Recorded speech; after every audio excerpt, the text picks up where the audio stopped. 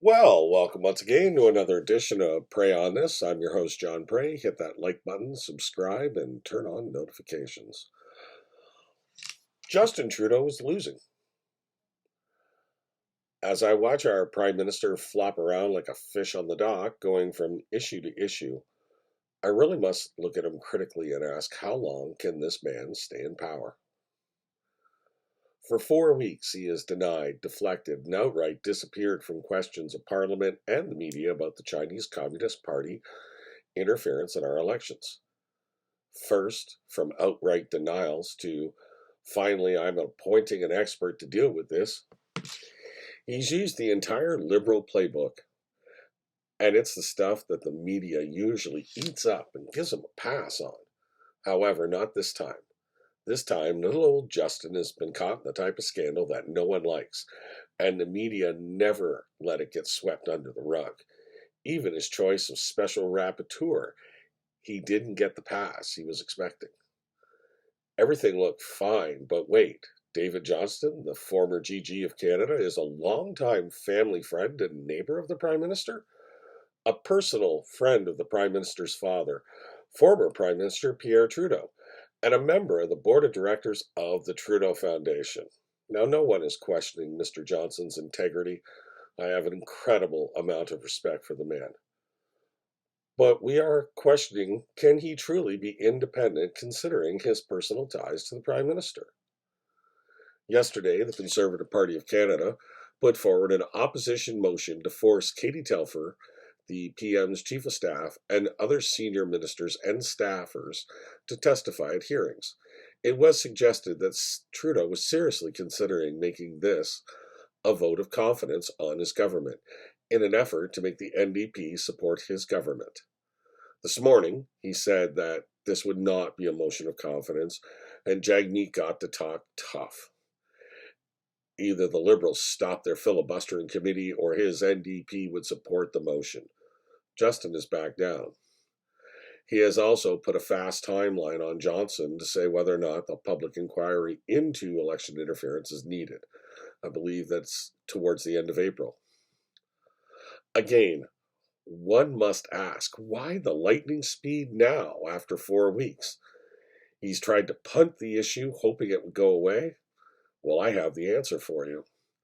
Nanos Research, a favorite pollster of the federal Liberal Party, has just reported out very, very bad numbers for Justin.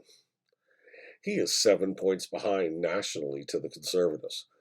But even worse, Poilievre is now the first choice of those polled to be Prime Minister, beating Justin by almost 18 points. And to complicate matters, Fortress Atlantic for the Liberals is now favoring the Conservative Party of Canada. 1 month ago, the Liberal Party of Canada led Atlantic Canada polls by 10 points. Now they're losing by 5. Finally, Battleground Ontario is going Conservative blue, with the exception of Toronto, where the Liberals will lose ground to the NDP.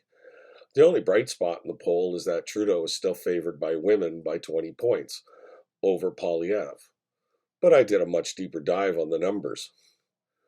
Boomer women only prefer Trudeau by 5 points. Gen X, my generation, the numbers are equal. It's only those under 35 who still prefer Justin over Pierre. You get a lot of, oh, well, Justin's cute. I see multiple spin doctors try to paint this as Justin's savior, that the female vote will save him. However, no one is talking about the male vote, which is now just under 60% voting CPC, and a larger male vote for the NDP over the Liberals as well. We must also take a serious look at voting intentions. Older voters vote. So, if we look at it that the only demographic by age or sex where Justin holds an advantage is with young women between the ages of 18 and 35, which by age is the lowest voter turnout, and where the advantage with women is almost completely canceled out by the support for Poilievre by young men of the same age demographic. My question is, how much longer can Justin go? The Nanos poll also shows that just under 50% of Canadians feel they are worse off financially in the last year, that the Liberals are not capable of fixing the problems and are the cause of much of the financial problems Canada now faces. I honestly don't see where Justin goes from here. We are only 80 days into 2023, yet there is a measurable backlash against woke culture that has been the dominant societal movement of the last decade. Those who worship at the altar of woke, of which our Prime Minister is the high priest of in this country, have felt a full backlash, which is what has led to the flat earth speech, the tyranny of the majority speech, of which most just shake their head, and of those who have been recruited to attend Justin's town hall meetings and listen to these incredibly bad and boring speeches. One of them is a personal friend of mine, and they're no longer being quiet. My personal friend, who I went to high school with, is a firefighter in Mississauga, who was ordered by the chief to attend, and he was informed me that if he wanted to ask the Prime Minister a question, he had to write it down and submit it to the chief. The chief would submit it to the PMO, and then it had to be approved. If the question was approved to be asked, and you got a chance to ask it, you had to ask the question directly from what you had written. If not, you would face disciplinary actions because it was stated that any dissension may cause funding issues. We are witnessing a government implode. Justin is used to his deflection working. If not, then he goes to calling you a racist or a misogynist and you back off. Finally, it's, well, we have your backs, and we're all in this together, but even that's not gaining traction. Canadians are hurting. The Prime Minister looks corrupt, and he looks like he's covering it up. The Finance Minister is exposed to being totally out of her depth. And now you can't even ask your Prime Minister a question unless the likes of Katie Telford or Gerald Butts approve it. The odds of a turnaround when the scales are tipped this far against you is unlikely. I know two politicians that you can ask, and they will tell you when the slope against you goes this far, it is an impossible climb. Excuse me. In 1995, Bob Rae woke up on June the 8th, Premier of Ontario. In that time, the expanded legislature, he held a 74-seat majority. He went to bed that night, the leader of the third party, with 17 seats. Even worse was Kathleen Wynne. On June 7th, 2018, she woke up the Premier of Ontario with a 55-seat majority. By the end of the night, her party had not only lost official party status and the government, but she herself had lost her job as she resigned as Liberal Party leader. I have seen this play out before, and much like a great tragedy by Shakespeare, you know what the end will be. By the end of the play, Hamlet will regain his honor, but for the play to make sense, he still must die.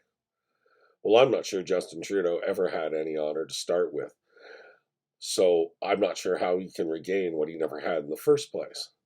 What I do know is that his lust for power will not see a budget that actually does anything to help the cost of living or fend off a recession, which in this case will probably be a stagflation recession, where not only do we have negative growth in the economy, but we still have rising inflation and therefore rising interest rates. I know that his budget will contain at minimum one, probably two big ticket items that we can't afford at this point in time, but they will be in there to keep NDP support so he doesn't have to go to the polls. And that his environmental policies will continue to drive up energy costs, which in turn will drive inflation even more, and Canadians will continue to suffer. Justin's lust for power is everything. He cannot fathom not being Prime Minister and therefore will go to whatever length he can to stave off an election as long as possible. The only question is how many Canadians are going to lose their home, go bankrupt, and have to start all over before Justin loses power.